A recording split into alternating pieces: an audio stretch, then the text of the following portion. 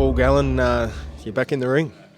Yeah, getting back in, mate. Yeah, it's been not much happening at the moment other than work with the rugby league, so it's good to be able to concentrate on something else and get back in the ring. What do you know of your opponent? Yeah, look, I know he's got a very good record. 10 wins, 1 loss. High knockout rate. I think he's won 70 or 80% of his fights by knockout. I know he's a southpaw. I've seen him fight before. He's got a lot of movement. He's a genuine boxer. He boxes and moves and sticks. A little bit amateurish, like a little bit of amateur. Just touch and move and get out of there. So I've got to tire him out and walk him down and get stuck into him. Now, you said you're fighting for money, but this guy's a boxer. It's a bit of a risk. Oh, it's a big risk, yeah, and I've said it in the press conference there. This, if I was to lose this fight, I don't know where I'd go from there. I don't know how I'd come back from it. Maybe an NRL play at the back end of the year, who knows? But I'm certainly going to retire this year. So if I was to lose this fight, this could be my last fight. I don't know what's going to happen, but that's not really in my mind at the moment. I just got to worry about preparing for this fight, preparing as best I can. I'm doing really well at the moment. I'm fit, I'm healthy. I'm a bit heavier than I was in the past, which is something that I wanted to be, and looking forward to it. Where do you think you're at in terms of? Do you think you've hit your peak as a boxer, or do you think you've got some improvement left in you? Oh, I think realistically, mate, yeah, I don't think there's any improvement in me realistically at my age and what I've done in my sporting life. So, yeah, I'll probably hit the ceiling without a doubt.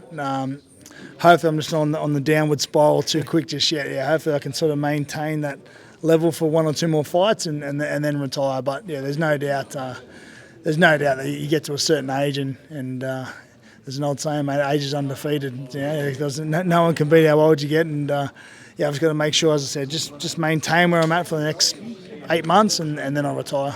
What would be the sort of the peak? What do you want to do before you retire?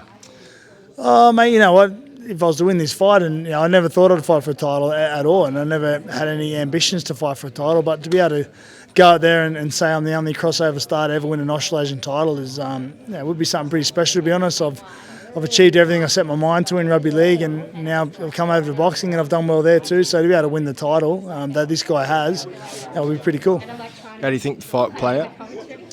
Oh, look, he's going to be a boxer. There's no debate. He's going to box me. He's going to move around a hell of a lot, probably more than anyone I've ever fought, maybe even more than Justice Hooney. And he's going to just try and tap and move. I think I'm just going to have to walk him down. I may even lose the first 2-3 rounds, but eventually I'm going to catch up with him at some stage, and I like to think he's not going to be able to hurt me. I can take a shot. I think we all know that. So if he can't hurt me early, I'm going to walk him down and I'll finish him off by the end of the fight.